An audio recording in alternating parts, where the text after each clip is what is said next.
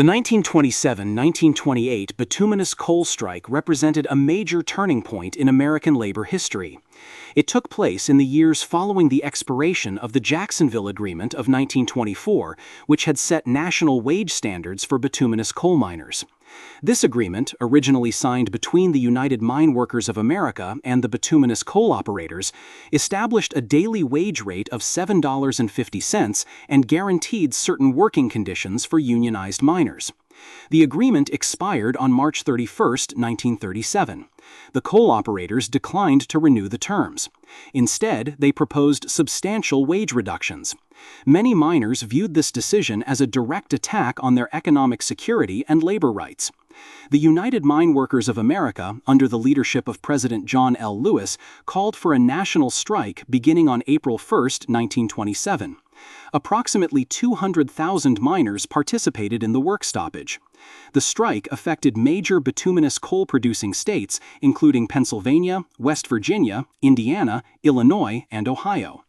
The central demand from the union was to maintain the wage rates set by the Jacksonville Agreement and to prevent any regional or company-based wage reductions.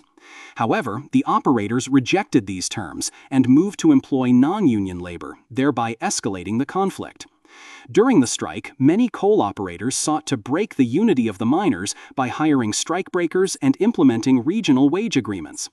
These agreements bypassed national negotiations and weakened the bargaining power of the UMW. In some regions, mines were reopened with new hires willing to work for lower wages.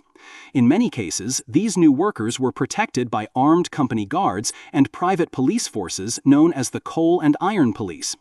These forces often engaged in intimidation and suppression of picketing miners, leading to multiple clashes and arrests. Courts played a significant role in undermining the strike. In some areas, local judges issued broad injunctions that prohibited traditional forms of protest, such as picketing, public assembly, and even hymn singing.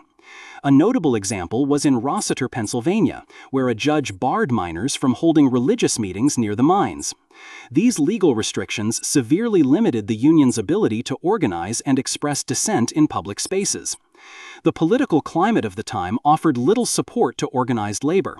The federal government, led by President Calvin Coolidge, maintained a policy of non-intervention in labor disputes. This left the miners without federal assistance or mediation. As a result, the UMW faced increasing difficulty in sustaining momentum. Miners faced economic hardship due to prolonged work stoppages.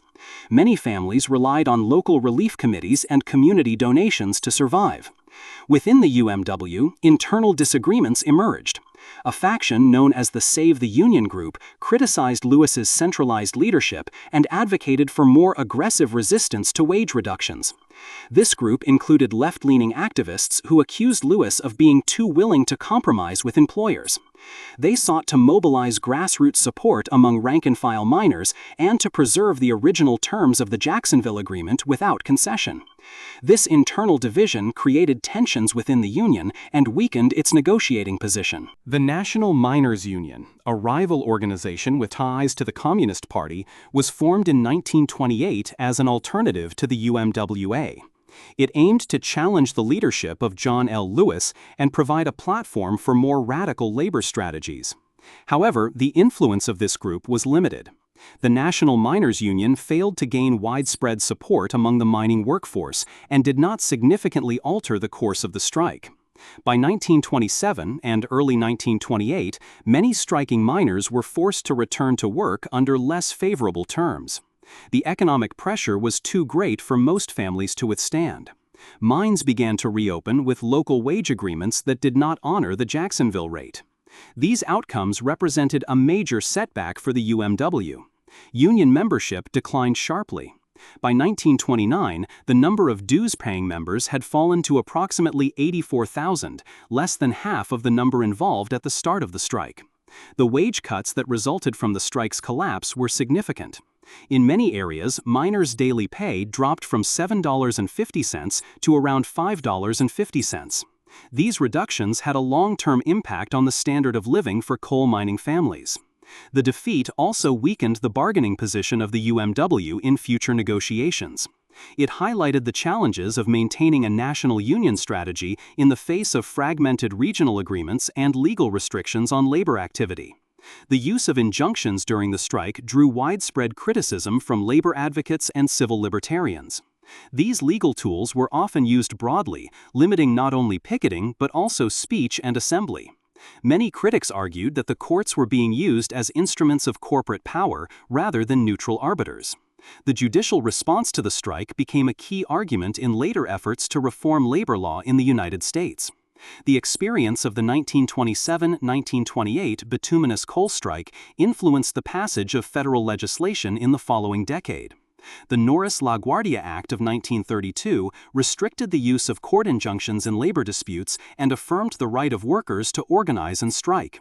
This law was followed by the National Industrial Recovery Act of 1933 and the Wagner Act of 1935, both of which strengthened collective bargaining rights.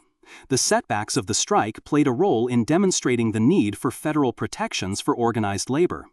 The 1927-1928 Bituminous coal strike exposed the structural weaknesses of the coal industry in the United States.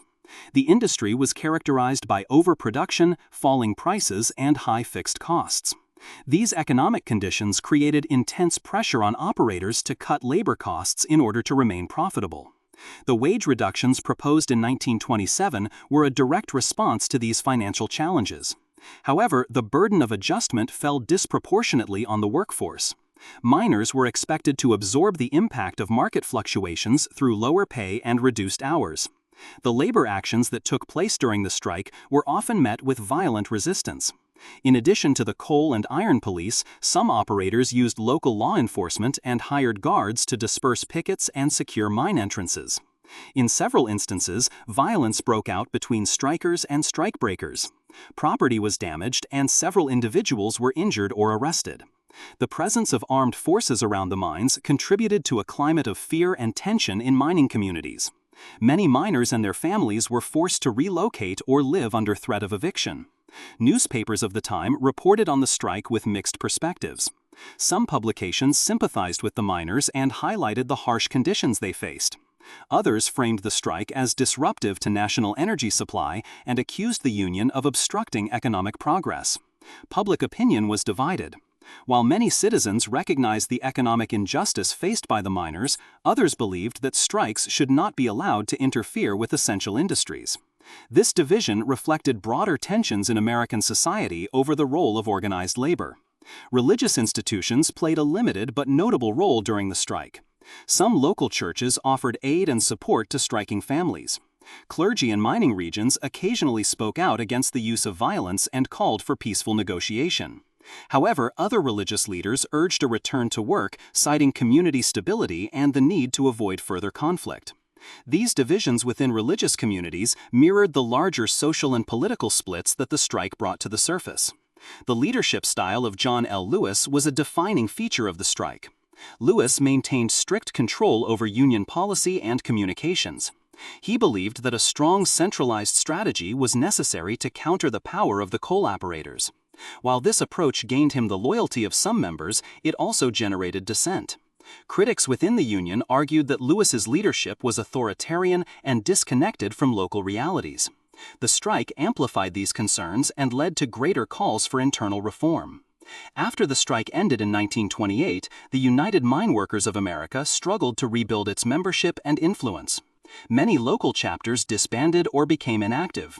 The union's financial resources were depleted, and it faced legal challenges from operators who had won injunctions during the strike.